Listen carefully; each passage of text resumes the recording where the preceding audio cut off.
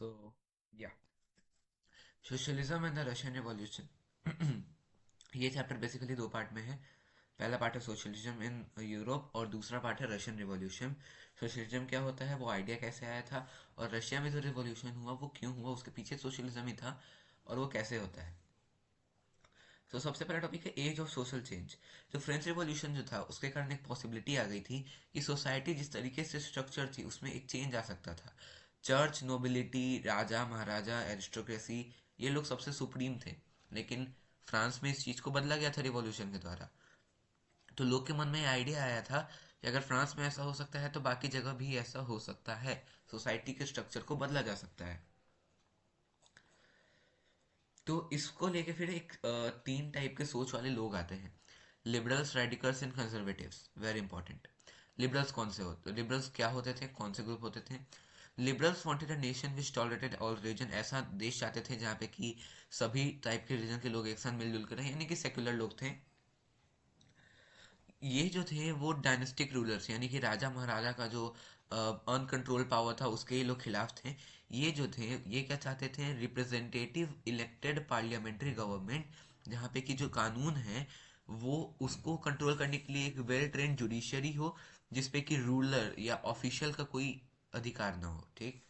लेकिन ये डेमोक्रेट्स नहीं थे, भले ही ये इलेक्टेड पार्लियामेंट्री गवर्नमेंट की बात करते थे, लेकिन ये डेमोक्रेट्स नहीं थे। क्यों? क्योंकि ये यूनिवर्सल एडल्ट फ्रेंचाइज में बिलीव नहीं करते थे। ये उन्हीं लोगों को राइट टू वोट देना चाहते थे जिनके पास की प्रॉपर्टी थी, ऐसे मेन जिनके पास की प्रॉपर्टी थी, और ये बाकी के मेन और वुमेन को वोट, राइट टू वोट नहीं देना चाहते थे। इनके कॉन्ट्रास्ट में आते हैं रेडिकल्स। रेडिकल्स एक ऐसा देश चाहते थे जहाँ पे कि जो गवर्नमेंट है वो कंट्री के पॉपुलेशन के मेजोरिटी पे बेस्ड हो। कई इसमें से कई सारे जो थे वो वुमेन सफ्रेगेट मूवमेंट्स, यानी कि वुमेन को राइट टू वोट देने के समर्थन में थे, उनके सपोर्ट में थे। लिबरल्स के अपोजिट ये बड़े बड़े लैंड ओनर और वेल्दी फैक्ट्री ओनर के प्रिविलेजेस के अगेंस्ट थे। इनका कहने का मतलब था कि they were not against the existence of private property, but dislike the concentration of property in the hands of a few. ये जो थे वो बेसिकली प्राइवेट प्रॉपर्टी के अगेंस्ट नहीं थे, लेकिन जो प्राइवेट प्रॉपर्टी कुछ ही लोगों के हाथ में इकट्ठा थी, मतलब जैसे 90% ऑफ द पॉपुलेशन के पास 40% जमीन है और 10% के पास 60% जमीन है। तो इस टाइप का जो कॉन्सेंट्रेशन था प्रॉपर्टी के, उसके अगेंस्ट थे ये। कंजर्वेटिव्स जो थे वो रेडिकल्स और लिबरल्स के अपोजिशन में थे, मतलब लिबरल्स और रेडिकल्स एक तरफ और कंजर्वेटिव एक तरफ। कंजर्वेटिव जो थे वो चेंज नहीं लाना चाहते थे, राजा के सपोर्टर लोग होते थे ये। लेकिन 19th सेंचुरी तक इन्होंने मान लिया था कि चेंज को रोका नहीं जा सकता है, लेकिन इनका मानना था कि the past had to be respected and change had to be brought through a slow process. Change को धीरे धीरे लाना चाहिए, पास्ट को रिस्पेक्ट करते हुए लाना चाहिए। ये नहीं कि एक दिन एकदम से रिवॉल्यूशन हुआ और सब कुछ बदल गया। Next topic is industrial society and social change. इसमें क्या होता है, एक ऐसा समय था जब नए नए शहर आ रहे थे, नए नए इंडस्ट्रियलाइज रीजन्स डेवलप हो रहे थे, रेलवे एक्सपैंड हो रहा था, इंडस्ट्रियल रिवॉल्यूशन हो रहा था। अब ये जो इंडस्ट्रियलाइजेशन था, इस कारण से मेन एंड वुमेन को मेन एंड वुमेन को लाया गया था इंडस्ट्रीज में। मेन वुमेन चिल्ड्रेन सभी लोग जो थे इंडस्ट्रीज में आ गए थे। अनएम्प्लॉयमेंट बहुत ही आम बात हो गया था, और specially during the times of low demand for industrial good, जब डिमांड कम हो जाती थी इंडस्ट्रियल गुड्स के लिए, तो ऐसे समय में जो सैनिटेशन, हाउसिंग, ये बड़ा एक मेजर प्रॉब्लम हो गया था। तो इंडस्ट्रियलाइजेशन का मेन प्रॉब्लम क्या था? Unemployment, housing and sanitation facilities, work hour बहुत ज़्यादा था, बहुत ज़्यादा ज़्यादा दिन तक काम करना पड़ता था, और वेज जो था वो बहुत ही ज़्यादा कम था। तो नेक्स्ट थिंग इज, इन सारी चीज़ों का सॉल्यूशन खोज रहे थे लिबरल्स और रेडिकल्स। लिबरल्स और रेडिकल्स खुद ही प्रॉपर्टी ओनर और एम्प्लॉयर थे। उनका क्योंकि जो वेल्थ था वो ट्रेड या इंडस्ट्रियल जो भी वेंचर था उससे आता था। तो इनका मानना था कि अगर वर्क फोर्स एक इकोनॉमी में हेल्दी है और सिटीजन्स पढ़े लिखे हैं तो ही कंट्री डेवलप हो सकती है। तो एक टाइप से ये लोग प्राइवेट प्रॉपर्टी के अगेंस्ट थे, लेकिन ये खुद भी प्राइवेट प्रॉपर्टी के ओनर भी थे। तो ये एक टाइप के लोग हो गए जो कि चाहते थे कि सब कोई अपना अपना काम करे, इंडिविजुअल एफर्ट लगाए, इंडिविजुअल मेहनत करे, इंडिविजुअल पैसा लगाए, और उसके बाद खुद डेवलप हो। मतलब एक साथ मिलजुल के रहने की बात नहीं होती थी। इसी में नाम आता है 1815 में गिसेपे मुजीनी का, जो कि एक इटालियन नेशनलिस्ट थी। अब नेशनलिस्ट कौन होते थे? नेशनलिस्ट जो थे वो ऐसा देश बनाना चाहते थे जहाँ पे कि सारे सिटीजन्स के पास इक्वल राइट हो। एक important definition, nationalist talked of revolutions that would create nations where all citizens would have equal rights. 1815 में गिउसेppe मजीनी आती हैं, इटालियन नेशनलिस्ट, और ये इटली में नेशनलिज्म की स्थापित कर देती है। Coming of socialism to Europe, socialism क्या होता है, यहीं से चालू होता है मेन टॉपिक। 19th सेंचुरी के बीच तक, यानी कि 1950 के आसपास तक सोशलिज्म जो था एक अच्छा खासा well known body of idea था that has attracted widespread attention. Socialism होता क्या था, बेसिक सवाल। सोशलिज्म, सोशलिस्ट लोग जो थे वो प्राइवेट प्रॉपर्टी के अगेंस्ट थे and saw it as the root of all social ills. ये एक बड़ा ही इंपॉर्टेंट लाइन है, socialist were against private property and saw it as the root of all social ill. जितनी भी सामाजिक बुराई थी इसका जड़ कौन था? प्राइवेट प्रॉपर्टी, सोशलिस्ट लोगों के हिसाब से। ये इनका क्या मानना था कि अगर society as a whole rather than single individuals control property, more attention will be paid to collective social interest। अगर पूरी सोसाइटी जो है वो मिलके प्रॉपर्टी को कंट्रोल करती है rather than अलग अलग लोगों की, मेरे पास ये सब कोई अगर पर्सनल प्रॉपर्टी ना कंट्रोल करके पूरी सोसाइटी मिलके जितनी भी प्रॉपर्टी उसको कंट्रोल करे, तो पूरे समाज का जो सोशल इंटरेस्ट है, collective social interest, collective social interest यहाँ पे टर्म आता है, उस पर ज़्यादा ध्यान दिया जाएगा। और सोशलिस्ट यही चेंज चाहते थे कि प्रॉपर्टी जो है उसको प्रॉपर्टी जो है उसको मिलकर कंट्रोल किया जाए, सोशली कंट्रोल किया जाए। सोशलिस्ट में कुछ नाम आते हैं। कुछ का मानना था कि कोऑपरेटिव्स होनी चाहिए, जैसे कि रॉबर्ट ओवेन जो कि एक लीडिंग इंग्लिश मैन्युफैक्चरर थे, उन्होंने एक कोऑपरेटिव कम्युनिटी एस्टैब्लिश करी थी जिसका कि नाम था new harmony in Indiana USA. Indiana USA ने इन्होंने इसे एस्टैब्लिश किया था। अदर्स, बाकी के सोशलिस्ट का मानना था कि कोऑपरेटिव्स जो थे वो अपने से नहीं बन सकते थे, इंडिविजुअल इनिशिएटिव से नहीं बन सकते थे। तो कुछ का मानना था कि गवर्नमेंट कोऑपरेटिव्स को इनकरेज करे। Now one more basic thing, cooperatives क्या होते हैं? कोऑपरेटिव्स लोगों के एसोसिएशन थे जो कि मिलकर काम करते हैं, मिलकर प्रोडक्शन करते हैं, और जो जितना काम किया उस हिसाब से प्रॉफिट को आपस में बांट लेते हैं। This is an important term. Cooperatives were to be associations of people who produce good together and provided a profit according to the work done by members। Karl Marx 1818 से 1883 और फ्रेडरिक एंगल्स, दो major एक type से कह सकते हैं philosopher जिन्होंने कि अपना आइडिया दिया था इसमें। मार्क्स का कहना था कि इंडस्ट्रियल सोसाइटी कैपिटलिस्ट थी। कैपिटलिस्ट क्या होते हैं? कैपिटलिस्ट वो लोग होते थे जो कि फैक्ट्री में जो पैसा लग रहा है, जो कि कैपिटल होता है, जिसको कि हम लोग कैपिटल कहते हैं, उसको ओन करते हैं, यानी कि फैक्ट्री के जो मालिक थे वो प्रॉफिट उन्हीं के पास रहता था और वो सिर्फ अपना ध्यान रखते थे। जब तक जो प्रॉफिट आ रहा है वो प्राइवेट कैपिटलिस्ट के पास रहता तब तक वर्कर के कंडीशन इंप्रूव नहीं हो सकते थे। तो कार्ल मैक्स का क्या कहना था? कार्ल मार्क्स का कहना था कि workers had to overthrow capitalism. Capitalism को उखाड़ फेंकने की जरूरत थी और प्राइवेट प्रॉपर्टी को पूरे तरीके से हटा देना चाहिए था, ये मानना था कार्ल मैक्स का। ये एक इंपॉर्टेंट क्वेश्चन यहाँ से आता है। अगली बात है सपोर्ट फॉर सोशलिज्म। 1870 तक सोशलिस्ट आइडिया जो था वो पूरे यूरोप में फैल चुका था। इंपॉर्टेंट टर्म यहाँ पे क्या है? जर्मनी में एसोसिएशन बना था सोशलिस्ट डेमोक्रेटिक पार्टी, एसपीडी बनी थी जर्मनी में। लेबर पार्टी बन गई थी ब्रिटेन में 1905 में, और सोशलिस्ट पार्टी बन गई थी फ्रांस में। लेकिन 1914 तक सोशलिस्ट जो थे वो किसी भी देश में, यूरोप में, सरकार बनाने में सक्सेसफुल नहीं हो पाए थे। ऐसा करके सोशलिज्म इन यूरोप खत्म। रशियन रिवॉल्यूशन, अब हम लोग आते हैं रशिया पे। रशियन रिवॉल्यूशन क्या था? फरवरी 1917 में रशिया में जो मोनार्की का फॉल होता है, और अक्टूबर में जो कुछ इवेंट्स होते हैं, और जिस तरीके से बोल्शेविक पावर अटेन करते हैं, प्रोविजनल गवर्नमेंट होती है, कलेक्टिवाइजेशन होता है। तो the fall of monarchy in February 1917 and the events of October are normally called the Russian Revolution. Russian Empire 1914, 1914 में ज़ार निकोलस II जो है वो रशिया को रूल कर रहा था, उसके एम्पायर पे। रशियन एम्पायर में क्या क्या आता था? Current day Finland, Latvia, Lithuania, Estonia, parts of Poland, Ukraine, Belarus, it stretch to the Pacific and comprise today Central Asian state, जिसमें कि जॉर्जिया, आर्मेनिया और Azerbaijan. The majority of the religion was Russian Orthodox Christianity which had grown out of the Greek Orthodox crust.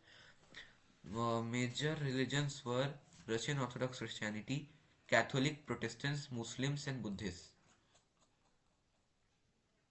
Economy and society. At the beginning of 20th century, the vast majority of Russian peoples were agriculturists. ज़्यादातर लोग जो थे वो agriculture पे depend रहते थे। यानी कि करीब 85% लोग एग्रीकल्चर पे डिपेंड था। फ्रांस और जर्मनी में उस टाइम पे 40 से 50% ही था। Cultivators produce for the market as well as for their own prints. Russia was a major exporter of grain.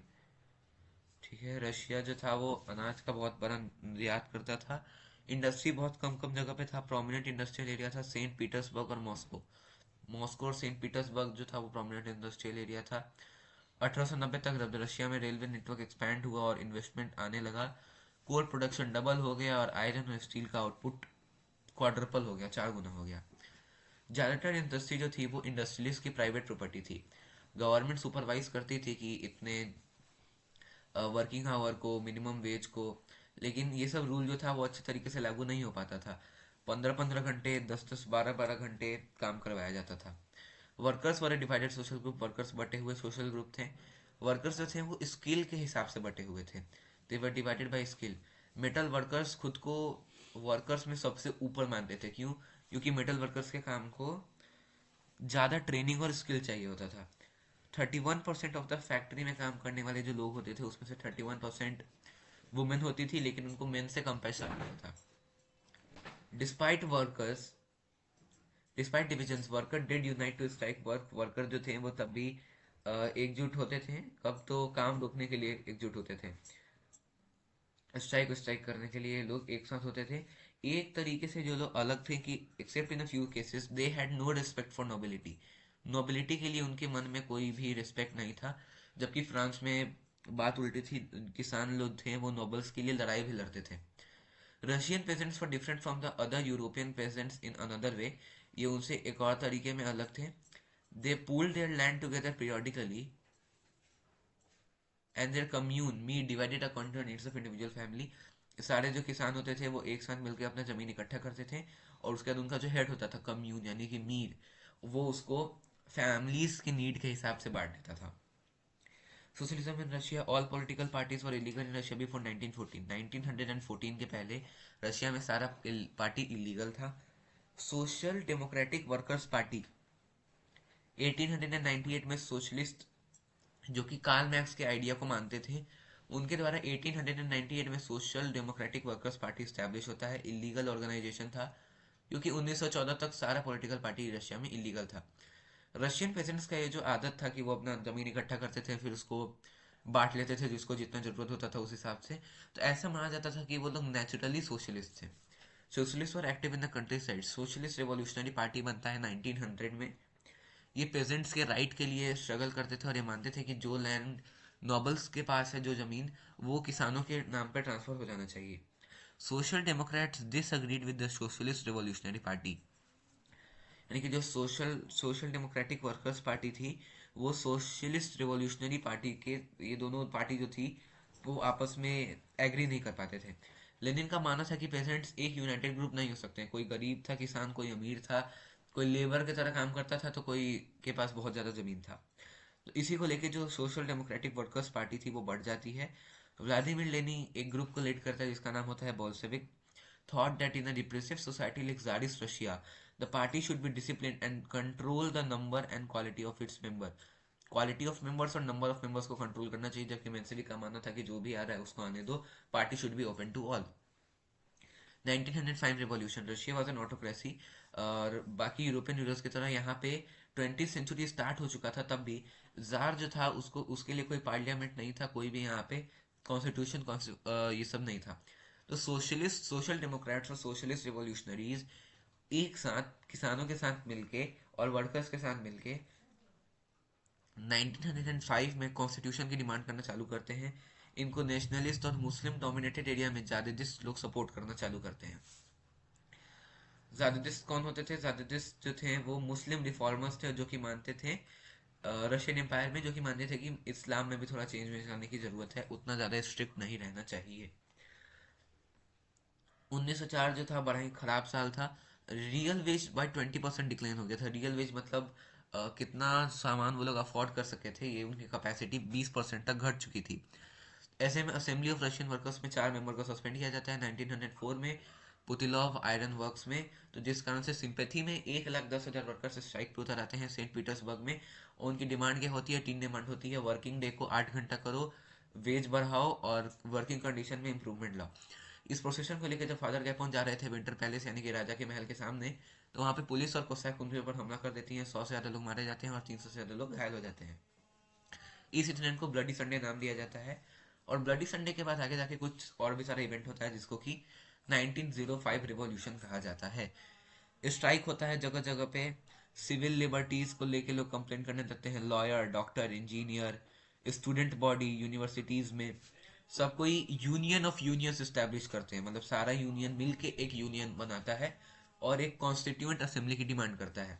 इसके बाद जार जो था वो मान जाता है प्रेशर में आके, और एक इलेक्टेड कंसल्टेटिव पार्लियामेंट जिसको कि ड्यूमा नाम दिया जाता है उसका परमिशन अप्लाई अलाउ कर देता है। यानी कि एक ऐसा पार्लियामेंट बनता है जो कि कंसल्ट करेगा और एक टाइप से राजा को सलाह वला देगा। 1905 के बाद बहुत ज़्यादा रिस्ट्रिक्शन हो गया था पॉलिटिकल एक्टिविटी पे।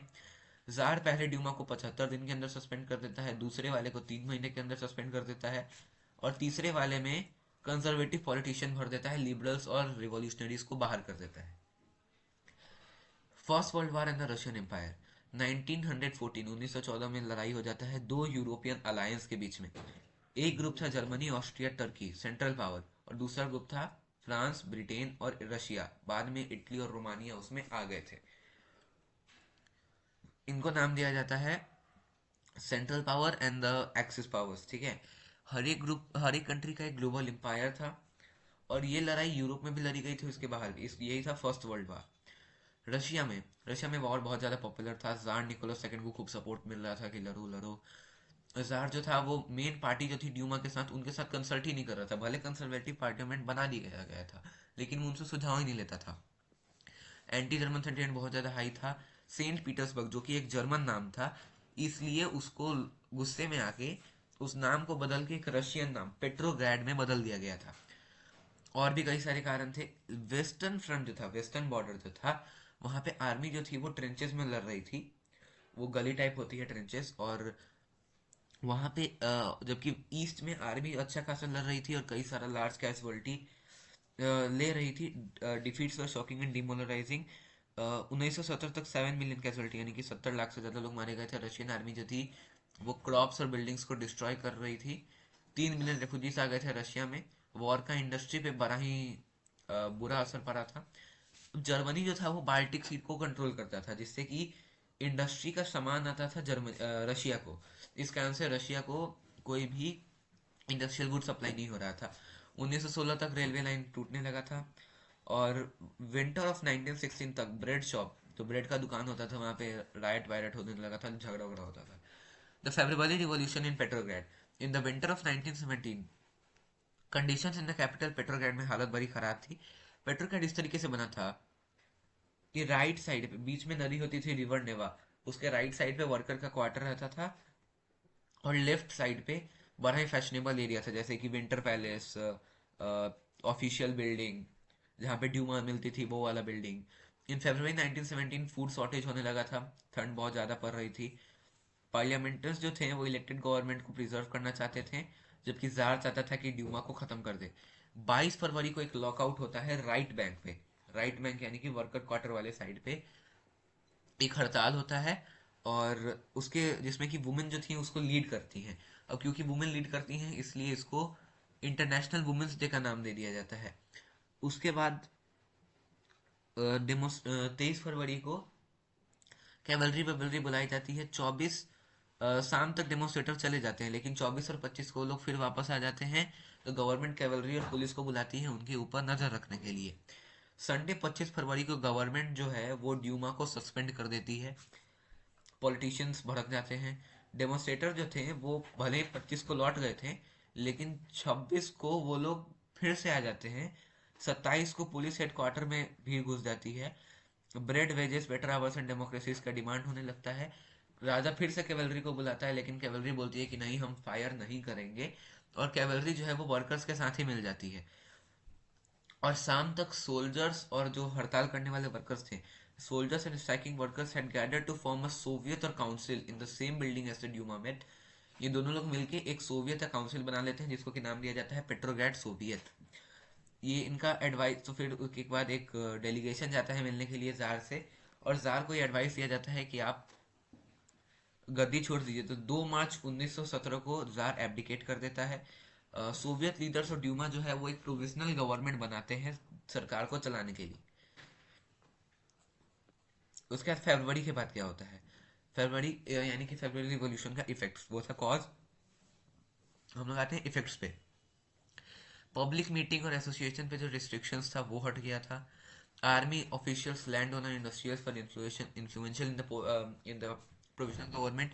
सोवियत जैसे कि पेट्रोग्रेड सोवियत हर जगह बनने लगे थे। अप्रैल 1917 में व्लादिमीर लेनिन जो एग्जाइल पे चला गया था वो वापस आता है और आते आते अप्रैल थीसिस देता है।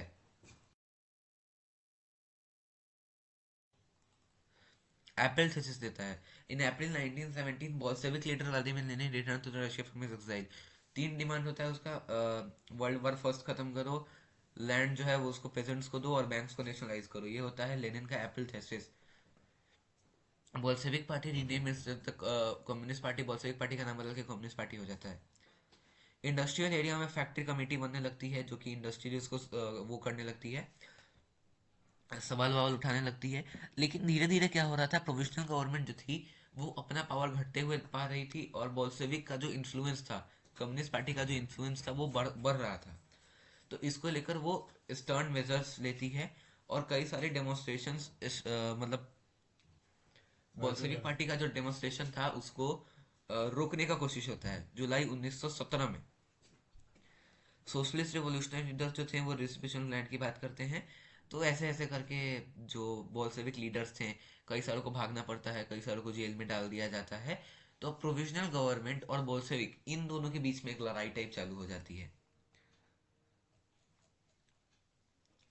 उसके बाद हम लोग सीधा आते हैं फरवरी, और आफ्टर फरवरी के बाद से सीधा हम लोग आते हैं रिवॉल्यूशन ऑफ अक्टूबर 1917।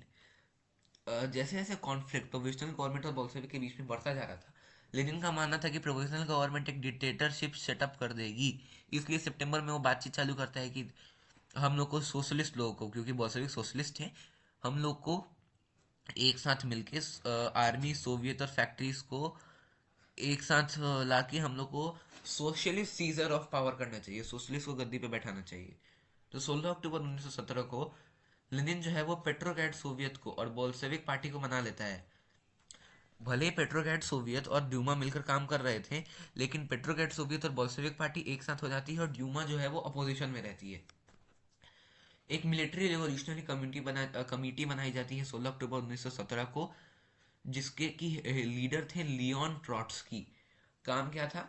लड़ाई वड़ाई करना है, सब कुछ हथियार लेना है और सोशलिस्ट पावर स्टैब्लिश कर देना है रशिया में। अपराइजिंग का डेट सीक्रेट रखा गया था। 24 अक्टूबर को अपराइजिंग चालू होती है। जो प्राइम मिनिस्टर थे, second prime minister of Russia Kerensky, वो शहर को छोड़ के जाते हैं सेना वेना को बुलाने के लिए। और उसके बाद शाम के समय मिलिट्री मैन जो कि गवर्नमेंट को लेके लॉयल थे, वो 2 बोल्शेविक न्यूज़पेपर के बिल्डिंग को सीज कर लेते हैं। अब जो प्रो गवर्नमेंट ट्रूप थी उनको भेजा जाता है कि जाओ भाई टेलीफोन ऑफिस, टेलीग्राफ ऑफिस पे कब्जा कर लो और जो राजा का विंटर पैलेस है उसको प्रोटेक्ट करो। तो अब क्योंकि उनके पास भी आर्मी थी बोल्शेविक के पास, तो मिलिट्री रिवॉल्यूशनरी कमेटी को ऑर्डर करता है अपने सपोर्टर्स को कि जाके जितना भी गवर्नमेंट ड्यूमा का ऑफिस है सबको सीज कर लो, सारे मिनिस्टर को अरेस्ट कर लो। उसी टाइम पे एक शिप होता है और ऑरोरा नाम का शिप होता है बोल्शेविक का, वो विंटर पैलेस के ऊपर बम्बार्डिंग करने लगता है। ये सब चीज होता है। और रशियन कांग्रेस ऑफ सोवियत का पेट्रोग्राड में एक मीटिंग होता है जिसमें कि बोल्शेविक का ये जो एक्शन था उसको सपोर्ट वपोर्ट किया जाता है। भयंकर लड़ाई वड़ाई चलता है खास करके मॉस्को में, लेकिन दिसंबर तक बोल्शेविक ज्यादातर मॉस्को पेट्रोग्राड एरिया, यानी कि दिसंबर तक लगभग बोल्शेविक्स का कंट्रोल स्टैब्लिश हो गया था रशिया में। अक्टूबर के बाद क्या बदलाव आता है? बोल्शेविक जो थे वो टोटली अगेंस्ट थे प्राइवेट प्रॉपर्टी के। इंडस्ट्री और बैंक्स को नेशनलाइज किया गया था नवंबर 1917 में, क्योंकि लेनिन ने ये बात कही थी अप्रैल थीसिस में। अब गवर्नमेंट जो थी वो ओनरशिप ले लेती है, लैंड को सोशल प्रॉपर्टी डिक्लेयर कर दिया जाता है। पेजेंट्स को परमिशन दे दी जाती है कि आप नोबिलिटी का जो लैंड है उसको हथिया सकते हैं। शहरों में बोल्शेविक्स ने जो था वो बड़े बड़े हाउसेस का पार्टीशन ये सब करने लगे थे। बेसिकली पॉइंट वाइज चलेंगे क्योंकि डिटेल बहुत ज़्यादा है इसमें। बोल्शेविक्स प्राइवेट प्रॉपर्टी के अगेंस्ट थे। इंडस्ट्री और बैंक्स को नेशनलाइज कर दिया जाता है, लैंड को सोशल प्रॉपर्टी डिक्लेयर कर दिया जाता है और पेजेंट्स को कहता है कि जाओ जाके नोबल्स का लैंड सीज करके अपने हाथ में ले लो। उसके बाद आर्मी का यूनिफॉर्म चेंज कर दिया जाता है। बोल्शेविक पार्टी को रशियन कम्युनिस्ट पार्टी का नाम दे दिया जाता है। नवंबर 1917 में बोल्शेविक्स इलेक्शन करवाते हैं कॉन्स्टिट्यूएंट असेंबली को लेके, लेकिन ये लोग हार जाते हैं। तो इस कारण से असेंबली जो है जनवरी 1918 में लेनिन जो है वो असेंबली को ही डिसमिस कर देता है। फिर मार्च 1918 में बोल्शेविक्स जो थे वो जर्मनी के साथ पीस ट्रीटी कर लेते हैं, क्योंकि वो अभी वर्ल्ड वॉर खत्म हो गया था अभी, तो जर्मनी के साथ पीस ट्रीटी होती है। बोल्शेविक्स जो थी वो रशिया जो था वो वन पार्टी स्टेट हो गया था, एक ही पार्टी का राज था। वो था बोल्शेविक पार्टी या फिर the communist party of Russia का, वही बात एक ही है। सीक्रेट पुलिस थी, एक वन वर्ड वन लाइन का क्वेश्चन बनता है कि सीक्रेट पुलिस का नाम क्या था। पहले चेका कहा जाता था, लेकिन बाद में OGPUNNKVD, और जो भी बॉल्शेविक्स के अगेंस्ट में आते थे उसको सीक्रेट पुलिस, जैसे कि हिटलर वाले चैप्टर में भी है ये, तो उनको ये लोग मारते थे। अक्टूबर 1917 के बाद आर्ट्स और आर्किटेक्चर में एक्सपेरिमेंट होने लगा। सेंसरशिप जो था वो पार्टी इनकरेज करने लगी थी। अब इसी को लेकर सिविल वार, जब बोल्शेविक ने लैंड डिस्ट्रीब्यूशन की बात करी तो रशियन आर्मी टूटने लगी, क्योंकि रशियन आर्मी में जितने भी ज्यादातर सोल्जर्स थे वो सब किसान थे। तो ये सब को घर जाना था रीडिस्ट्रीब्यूशन के लिए, और डिजर्टेड होना था, तो इसलिए आर्मी वार्मी वो लोग छोड़ के जाने लगते हैं। 1 सेकेंड।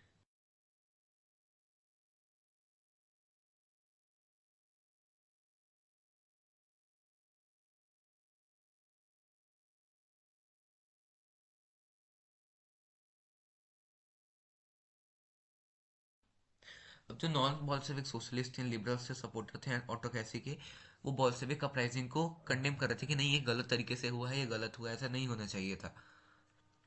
इनके लीडर साउथ रशिया जाते हैं। बॉल्शेविक्स यानी कि रेड, यहाँ पे रेड ग्रीन व्हाइट करके एक नाम आता है, और सवाल भी आता है कि who were the reds greens and whites. Bolshevik reds थे 1918-1919 में, ग्रीन यानी कि सोशलिस्ट रेवोल्यूशनरीज, और वाइट थे प्रोजारिस्ट। रेड यानी कि बॉल्शेविक, ग्रीन यानी कि सोशलिस्ट रेवोल्यूशनरी, और वाइट यानी कि प्रोजारिस्ट यानी कि जार के सपोर्टर। अब ये जो नॉन बॉल्शेविक लोग थे, इनको सपोर्ट था फ्रेंच, अमेरिकन, ब्रिटिश और जापानीज आर्मी का। सपोर्टर्स जो थे प्राइवेट प्रॉपर्टी के, यानी कि प्रोजारिस्ट लोग, ये जो पेजेंट्स जिन्होंने की जमीन ली थी उनके साथ बड़ा ही स्ट्रिक्टली बिहेव करने लगते हैं। अब इस कारण से नॉन बॉल्शेविक के लिए जो सपोर्ट था वो कम हो जाता है, क्योंकि वो लोग किसान पर अत्याचार करने लगे थे, बदला लेने लगे थे। अब देखो बॉल्शेविक क्या होता है। Bolshevik colonist brutally massacred local nationalist in the name of defending socialism. अब बॉल्शेविक भी जो था वो एक तरीके से अपना मनमानी करने लगे थे, लोगों को मारने लगे थे सोशलिज्म के नाम पे। ये लोग सोशलिज्म के दुश्मन हैं, इनको मार दो। और क्या, पॉलिटिकल ऑटोनॉमी हो गई थी यूएसएसआर में।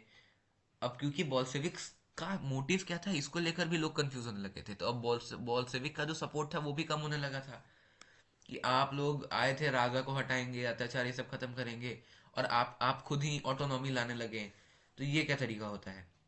तो इस कारण से वो लोग लोगों को मनाने की थोड़ी कोशिश कोशिश कर रहे थे, एक सोशलिस्ट सोसाइटी बनाना। सिविल वॉर के दौरान इन्होंने क्या किया था, ये सिविल वॉर कहने का मतलब है जो रेड ग्रीन और व्हाइट के लेके रशिया के अंदर ही जो लड़ाई चल रही थी इसको सिविल वॉर कहा गया। बोल्शेविक्स ने इंडस्ट्रीज और बैंक्स को नेशनलाइज किया इसी टाइम पे। पेजेंट्स को लैंड को कल्टीवेट करने का परमिशन दे दिया, जो कि सोशलाइज हो चुका था। बोल्शेविक्स जो थे वो उन्होंने जो जब भी जमीन जब्त की थी उसको इसलिए यूज किया कि दिखाने के लिए कि कैसे एक साथ मिलजुल के काम वाम किया जा सकता है। 5 ईयर प्लान, मतलब जैसे पंचवर्षीय योजना इंडिया में भी होता है ये, तो हर एक 5 साल के लिए गोल सेट किया गया और 5 ईयर प्लान उसको लेके एस्टेब्लिश किया जाता था। सेंट्रलाइज इकोनॉमिक ग्रोथ पे फोकस किया गया। रैपिड कंस्ट्रक्शन जो था इस कारण से वर्किंग कंडीशन बड़ा ही ज़्यादा खराब हो गया। वर्कर्स को फिर से वही हाल हो गया था, वर्कर्स को बड़ा ही हार्ड जीवन जीना पड़ रहा था। एक साल में 550 बार काम रुका था, 550 बार। -40 डिग्री में वर्कर्स को चौथे फ्लोर से क्वार्टर से उतर के स्ट्रीट पार करके वॉशरूम जाना पड़ता था आधी रात को। तो हालत जो थी वो अच्छी खासी ठीक नहीं थी। हालांकि एक एक्सटेंडेड स्कूलिंग सिस्टम डेवलप हुआ था। क्रेचेस यानी कि होता है ना, बच्चे को सुलाने के लिए पालकी टाइप, वो स्टैब्लिश किया, वो लगाया गया था फैक्ट्री में। पब्लिक हेल्थ केयर प्रोवाइड किया जा रहा था। हालांकि इन सब का इफेक्ट जो था वो उतना अच्छा खासा नहीं पड़ रहा था। उसके बाद आता है स्टालिनिज्म एंड कलेक्टिवाइजेशन। स्टालिनिज्म और कलेक्टिवाइजेशन कहने का क्या मतलब होता है? अर्ली प्लान्ड इकोनॉमी, जब लेनिन मर जाता है तो स्टालिन जो कि उसका बड़ा ही एक क्लोज एड था, वो बोल्शेविक पार्टी का लीडर बनता है। और उसका मानना था कि जो अमीर अमीर किसान हैं और जो ट्रेडर हैं गांव साइड पे, वो लोग क्या करते हैं, सप्लाई रोक देते हैं इस सोच में कि सरकार जो है वो दाम बढ़ा देगी तो फिर ज़्यादा दाम होगा तब वो उसको बेचेंगे।